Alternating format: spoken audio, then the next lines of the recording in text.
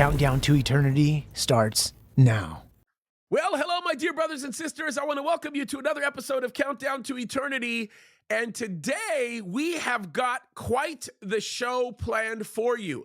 Hot off the press, as we're recording on Monday, you're hearing this on Wednesday, we see the headlines say that a senior IRGC general is reportedly killed in the Damascus embassy strike. Now, who strikes Damascus? Israel. That's an interesting conversation. We're going to talk about that. We are going to talk about a technicality that is tied to the red heifers. That's going to be an interesting conversation. And we're going to talk about a few more things if the Lord allows us to get to that point. I, of course, am with Tom Hughes. I am super excited about what we're talking about. Tommy, how was your resurrection weekend, bro? It was great. You know what? Jesus rose from the grave and he ain't there. I've been to the tomb. He ain't there. Amen to that, bro. Amen. So listen, I'm going to start off by reading this article, and then I'm going to just pull right out of you your gut reaction to all of this, because this is just really interesting. I have so many thoughts going through my head right now. I want everybody to know, Tom and I have spent all of about 45 seconds talking about this prior to the show. We're just looking at the news story, and I think that it would be really fun to record a first reaction to this because there's so much to say about what's going on. And this is undoubtedly going to be a very, very, very serious game changer on a lot of levels. And perhaps maybe some people won't even see it, but we know, understanding the geopolitics of the region. So let me read this to you. This one is in Israel Hayom. It says this. It says, Israeli warplanes allegedly struck the Iranian consulate in Damascus on Monday, and a Lebanese security source told this to Reuters. A senior commander of the Iranian Revolutionary Guard Corps, Mohammad Reza Zahedi, had been killed in the attack. Now, by the way, that's a big deal. If it is Mohammad Zahedi, it's a really, really big deal, because this is a guy that has very close ties and affiliations with Hezbollah, specifically Hezbollah in southern Lebanon. Okay, so that's a very, very important detail there. I think there'll be more on that to come. But it goes on to say, Reuters reports at the scene in the Meza district of the Syrian capital saw smoke rising from rubble of a building that had been flattened and emergency vehicles parked outside. An Israeli military spokesperson said, "We do not comment on reports in the foreign media." Syrian state television confirmed the consulate building had been attacked earlier. The Iranian media reported that a building close to the embassy had been hit, and Iran's student news agency reported that the target was the consulate and the ambassador's residence. Since the Iranian-backed terror group Hamas struck Israel on October the 7th, the IDF has ramped up airstrikes in Syria against Lebanon's Iranian-backed Hezbollah terror organization and Iranian Revolutionary Guard Corps, both of which support the government of President Bashar al-Assad. Now, by the way, I think that this is really important to note this. Some of the information that we're reading right now is very preliminary, okay? So we don't know all of the facts that surround this. We're simply commenting on what we know and what's actually been reporting. So, Tommy, give me your gut to this, bro. What do you think about this story? And I know that anytime we think of Damascus and we think of attacks on Damascus, everybody immediately goes to Isaiah 17. But give me your thoughts on this. Yeah, well, Israel has to deal with the Hezbollah problem. And, you know, they're routing Hamas, but Hezbollah is going to be dealt with. And, you know, when I was just there, James, we met evacuees in all the different places we were staying, and they want to go back home. Evacuees from the northern area. So Israel knows they have a problem. What are they going to do about Hezbollah? They can't let them continue as they are. They're an enormous threat to Israel, much worse than Hamas was. Hamas is like a little kid gang in comparison with Hezbollah. So they've got missiles that can reach as far as Jerusalem and Tel Aviv. Mostly what they have are the rockets, but still they do have missiles. And you look at this and go, okay, Israel, let's deal with this. So who's going to be on the offensive? Is Iran going to strike Israel first? Or was this a first strike against Iran? Hitting an embassy, you know, this is a huge deal.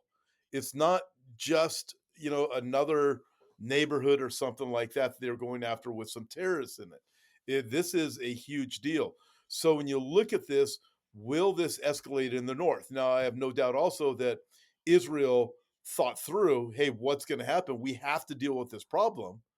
What are going to be the repercussions? How will Iran respond? What will Russia do? All these different dynamics. And of course, when you go into Isaiah chapter 17 and the destruction of Damascus, which I believe is still future, some of our friends don't think so, but I believe it is, this could easily be leading up to that place. Nevertheless, it's a matter of time before the trouble in the north becomes real trouble, and it is building every single day. Yeah, yeah, I would agree. And I think when we have to talk about the destruction of Damascus, when you look at the technical side of what you read in Isaiah 17 and you do a little bit of language analysis, you'll begin to realize something very unique about the idea that everybody continues to project of sudden destruction. And that is the fact that I believe, and there's a lot of reasons for this, we don't have the time to get into it, but I believe that when we talk about the destruction of Damascus as described by Isaiah 17, we are talking about, in essence, a slow roll process. And let me explain what I mean when I say this. I think that what we're reading about, and I think we're actually seeing it coming true, right? What we're reading about is we're reading about a series of tons of attacks over time that weaken the infrastructure of Damascus as an ancient city, as it sits. And then where we get the idea of something suddenly happening is there will be what I believe to be a straw that breaks the camel's back scenario, right? So think of it as it's taking a pounding, it's taking a pounding, it's taking a pounding, it's taking a pounding, and then eventually we'll see one event that will, in essence, completely flatten whatever is left of the infrastructure that's been destroyed again and again and again. And what is already understood to be a darn near junkyard, which Damascus already feels like right now, will be no more. And it's interesting because what happens with cities that take poundings like this is if they get pounded, there's always infrastructure that surrounds it to actually build it back up and to support it, right? The problem with Damascus right now is, and I believe this is just consistent with what I read in Isaiah 17, the problem with Damascus right now is that Damascus is getting pummeled at a level and at a rate where all of the infrastructure that supports it in order to accomplish any type of rebuilding or repair is going quickly. As a matter of fact, one of the things that we talk about is something that we see happening oftentimes in not just Aleppo, but in Damascus as well. And that is the IDF, actually the IAF specifically, attacking with their F-35s positions in these airports, in these major airports, because of the fact that they're transporting all kinds of contraband. They did this very commonly during the time of the earthquake in Turkey. And so this is not a surprise to see the infrastructure that surrounds Damascus and is in Damascus begin to fail. We're only, who knows how many attacks away we are from seeing it being completely flattened, where it's no longer going to be repaired. But here's my question, because considering this, I think that every single time we see an attack on Damascus, it's I think it sort of matches up with God preparing the theater that we know will be sort of the final circumstances in the geopolitics of the last days. But here's the bigger question right now, and that is, what do you see happening with this? Like, when you stop for a minute and you analyze this, what do you think is actually taking place, right? Because as we know, we know that the Hezbollah contingencies that are in Syria right now, as well as the Iranian contingencies, including the IRGC, are friends with Assad. We know that they are sympathizers, which makes sense because Assad is a close friend of Putin, and Putin, of course, is on very good terms not only with Iran, but he's on good terms with all the proxies of Iran, in essence, because he, in essence, by virtue of or by default of his position, has a lot of say as into what goes on. So where does all this play? There's a lot of moving pieces here, Tommy. What do you think? Well, it doesn't play out real well. And we know listen, we all know the end, right? In the end, Jesus comes back, Israel's going to win, but that's still a ways off. What's going to happen between now and then? I believe something like this is on the immediate or the very near future. And I'll take us back to Isaiah 17. And this is what it talks about when it talks about the destruction of Damascus.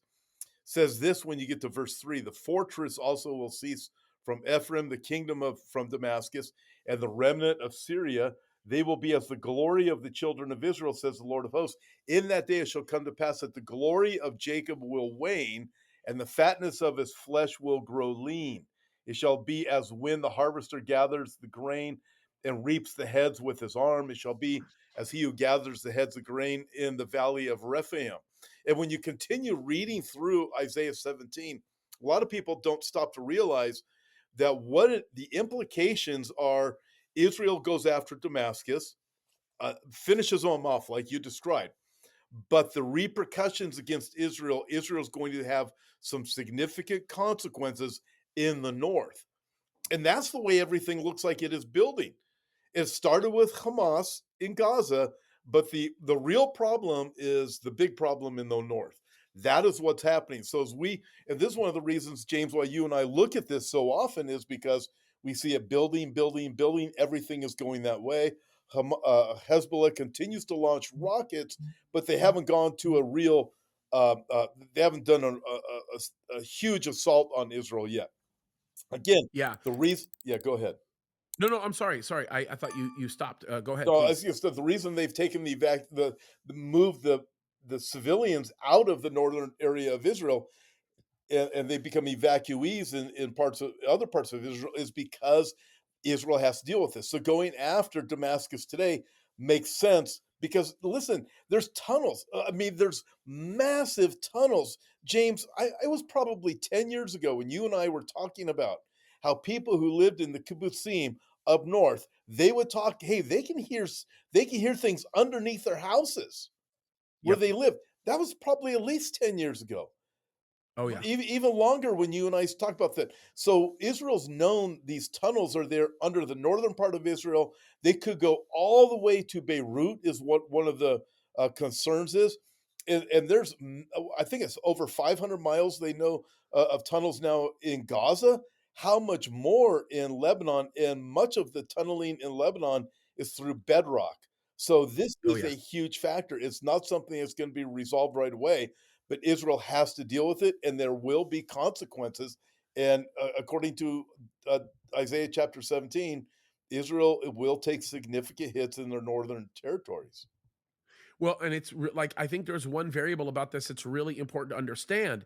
And this is especially important for people that are aware of geography. And if you're not aware of this geography, you need to make yourself aware of geography in the Middle East. It's really, really important because when you take a moment to examine what's actually happening in Lebanon right now, and you look at the proximity of Beirut to Damascus, there's a very important variable that exists there. As a matter of fact, if you were to actually look at a map of Syria and you were to observe where Damascus is in proximity to Lebanon, it is very close to the what I would call the eastern border of Lebanon, right? Right at the central portion, right? So this is interesting because we know that very close to Beirut, there is an extraordinarily strong presence of Hezbollah there. The only presence that's stronger with respect to representation for Hezbollah is going to be to the south, okay? But the second largest population of Hezbollah happens to be on the what I would call the central eastern border of Lebanon. And that's really important because if tunnels are being built the way that we know they're being built, the same way in the central part of Lebanon, on the eastern section, going into Syria, you create a significant variable that provides motivation for Israel to continue its attack on Damascus. And what's more interesting than this is from a militaristic perspective, from a military strategy perspective, if I begin to see a major problem brewing in central Lebanon, I'm going to deal with central Lebanon first instead of the south. And the reason why I'm going to deal with central Lebanon first is because if central Lebanon becomes an area paramount to the operations of Hezbollah, they now have a retreating position. And if they have a retreating position, you create a place, for lack of a better term, where they can regroup and recharge and come back collectively in through Syria and further south way further south, where you end up getting near Jordan, and of course, where you begin to touch Israel. And that's a huge problem for Israel. Israel recognizes it and Israel knows it. If you're looking at a map, you're watching the map very, very closely. Understand that when you get specifically near the area of the Golan Heights, your eyes are practically on all of those countries. You're practically looking at Jordan, you're looking at Syria, you're looking at Lebanon in some ways, because you can see the little finger ridge that's at the north. And those are some serious issues with the geography. So it would be in the best interest of Israel to attack Damascus if Damascus happens to be the outlet for all of the tunneling that's happening in central Lebanon. And we know that that's happening. We know it is, because the economic position right now in Lebanon is weakening and weakening and weakening. And I think, for the record, it's important to note that this isn't something that, like, they're keeping a secret, right? Beirut is constantly signaling to the United States how much help it needs because of everything that's going on there. Closing thoughts on this, bro. Like, where do you think this is going to end up going, this specific news event? Eventually, we know where it has to go eventually. It's going to eventually go to this place with Israel's going to experience the repercussions. I look over your left shoulder, and we see the gold dome. And so, what is going to happen to that dome? I mean, you start speculating, would there be an errant rocket that's going to take that thing out? The threats that are coming, Iran. You have the Sunni Shiite issue, right? Oh, So yeah. you start looking at this, you go, okay, Hezbollah, Hamas, they're all proxies of Iran, regardless of where they are with the Sunni Shiite thing. Iran is Shiite, and they Yep. are violent, and they will use their proxies to do whatever they can. And I don't know if any of them actually care about the Gold Dome. They use it as a tool, Yep. as That's right. as basically a weapon in their propaganda war. But are they willing to attack Jerusalem? Would the attacks go that far? Would Iran give the green light to Hezbollah to do something like that? So I don't know if they would, but they might, so you get some Islamic groups upset about it if Iran does it, but then Israel would get blamed for it anyways. So I don't know, but the whole thing will Yeah. come to a place where Israel will eliminate Damascus.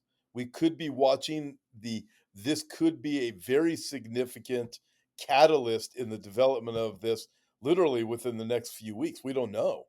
Yeah. I'm hesitant to say it is, so I don't want to say it is it, but you go, this is a huge thing. Yeah, and there are some complicated variables according to this, and I'll make a few comments on this, and then we'll kind of put it to an end, because we want to talk. I really want to talk about this red heifer thing. Believe it or not, when you start doing the analysis on all of this, it really does start with the southern portion of the Arabian Peninsula. You have to start looking at Yemen at the bare minimum, okay? And there's a reason for this. Yemen and what's happened in Yemen has increased the participation of Russia in the Red Sea. Now, it shouldn't be a surprise that Russia is moving around in the Red Sea, because obviously, when you start looking at the geography that surrounds the Arabian Peninsula, and then you start looking at the eastern coast of Africa, you recognize that Sudan is a massive part of that area. And we all know this. Matter of fact, this is also true of Eritrea in some respects. We all know that on the coast of Sudan, Russia does have a very, very, very large base that is designed for maritime operations. Okay. So this is something that is very important to point out. By the way, it is interesting to note the fact that the Russian vessels that recently were reported going into the Red Sea did not come from Port Sudan. They actually came from very likely what was the Persian Gulf or the Arabian Sea. And there's rumors that there's some coming from the Black Sea right now, but that's a whole other story. When you begin to realize that, you begin to consider it, that's Russia positioning themselves in a way to do damage control from what may be the destruction of the Yemeni Houthis as a result of a very angry group of people who are bothered by the disruption of all of the maritime events taking place, or all the maritime actions taking place right now in the northern part of the Red Sea, especially as you get closer to the Suez Canal. So it starts there. And so Israel is not going to be aggressive with an operation that sits in a place like Damascus outside of the airport without having a conversation with Russia. That's something that we already know about. But what's even more interesting is this is considered to be partially Russian sovereign territory by Russia, not by anybody else, but by Russia, and it's honored as such. So this has the potential, without me getting into all of the geopolitical implications and the geographic problem, this has the potential of lighting an absolutely massive fire. This could be a super big deal, a really, really big deal for a lot of reasons. And I'll probably later on this week provide some more exhaustive analysis on this when we get some more information. But I want you to talk about something that really intrigued me. You mentioned this earlier, and I'm like, man, this is so interesting. Bro, fill me in, because this is like really important. Fill me in on the red heifer and the idea of the red heifers being sacrificed on the Mount of Olives, and what Israel just recently said about that, and what you think about this and where this is going, because this is great. I'm going to sit back. I wish I could pop the popcorn and take a few bites, but this is amazing. Listen to what Tom has to say about this, you guys. This is really interesting stuff. So Israel, the government of Israel said the red heifers, there is not going to be a sacrifice on the Mount of Olives. So I'm just saying it ain't going to happen. No matter, I got lots of friends that are saying it's probably going to happen. It's probably going to happen. It's going to happen. It's not going to happen on the Mount of Olives. That's what I say. But what is a very real probability is, listen, the red heifers are being held in Shiloh, aka Shiloh, and guess what? I mean, James, you know this. We know this from Bible history. That is where the tabernacle was for how many years? It was Oh, it yeah. was most of it. It was like 300. How many years was it? It was a long time. A long time. It was a A long long time. time. So, in fact, when you read everybody, when you read about the biblical history of Israel, a huge portion of it was all around Shiloh, all of it. Whether it doesn't matter what you're reading about, man, it is just loaded in Shiloh. That's where Samuel was. That's the tabernacle was there in Shiloh. So Yeah. Oh, go ahead. I look at this. Here's a real probability. The red heifer won't be sacrificed on the Mount Olives. It could very well be sacrificed in Shiloh. Listen, they could put up a tabernacle there. Now, I want to say this. I want to be careful. I still believe Antichrist's temple will be on the Temple Mount. I still believe that. 100%. But 100%. coming in the very near future, folks, a red heifer being sacrificed in Shiloh, that makes total sense because it would totally allow Israel to start doing some of their worship that they want to do. They have a tabernacle there, and why not have Shiloh as the place of the tabernacle before they get the temple built? Because that's what happened before. Shiloh was the place of the tabernacle before the official temple was built by Solomon. We could be watching a redo, a part two of what happened in ancient Israel, and the red heifer. Why would the red heifers could very well be sacrificed in Shiloh? The I government mean, didn't say they couldn't be sacrificed there. It might cause some uprisings, but it will not cause as much of an issue as if they sacrifice this on the Mount of Olives. Look, Numbers chapter 19, right? Verse 4. And Eleazar the priest shall take of her blood with his finger. This is heavy, right? And sprinkle of her blood directly before the tabernacle of the congregation Mm. several times. But it's the tabernacle. It's it, Tabernacle. this is very Yeah, interesting. it's the tabernacle. Yeah. Bro, that would explain a lot. If that actually happened, it would actually explain a lot. And it's a very interesting. It is not a theory that you should throw away. Oh, I'm not going to throw it away because even if it doesn't happen in this Passover, I mean, listen, the red heifers, from what I understand, can be sacrificed any time of the year once they hit the age of qualification, That's correct. which they've already they've already arrived there. All of them have. So you look at Yep. that, and you look at a tabernacle. I mean, to me, this is really exciting because could you imagine, James? I mean, I love going and visiting Shiloh, taking a tour group there. Um, but to see the tabernacle there, that would be a mind It would blower be. for Yeah. me. Oh yeah. I'd be going, Oh yeah. this is we live in amazing days. So it would not surprise me, because to me it would be another sign, like God saying, "Hey, how much more do I have to prove to you the direction that things are going? We've got this going on in Israel, and now we have a tabernacle there." It's like God giving another warning sign. Look, wake up. Things are moving this way. So I don't think any of these things are coincidence. And I'm not saying the tabernacle will be built. It's 100% certainty, but I am saying Yeah. I would be looking at it, folks, as a very possible next step for the Temple Institute and them who want to build the temple. You have me rethinking a lot of things, at least on that level, because that is a very unique and distinct possibility, and quite frankly, it would actually match the scriptures even closer. Yeah, I mean, is there scripture that would say no, that's not going to happen? No, there's not. No, no, and there's nothing that actually approximates the location of Mount of Olives either. So Right. I it wondered is a about that really, myself. really Yeah. interesting, really, really Yeah. interesting thing there. Really interesting thing. Yes. I mean, if it was on the Mount of Olives, we'd probably be talking about, like you said, somewhere around the garden, right? I mean, that would make a lot of sense, Yeah. right? They had some courtyards But that were there near the right next to Gethsemane. yeah, yeah. Wow, that's really interesting, man. You got me really thinking that's a real possibility, and I wonder if they're already visiting that issue. Uh, I wonder if that's something that's already being discussed. I have to make a few phone I, calls. I I would like to find. I'd like to do a longer program on this with you sometime in the near future. But I mean, Okay. Oh, can you imagine? We see a tabernacle go up. That would be a mind blower, wouldn't it? oh yeah. I mean, there's Oh my already goodness. like a one that's up for tourist purposes. I've gone to that one. Yeah.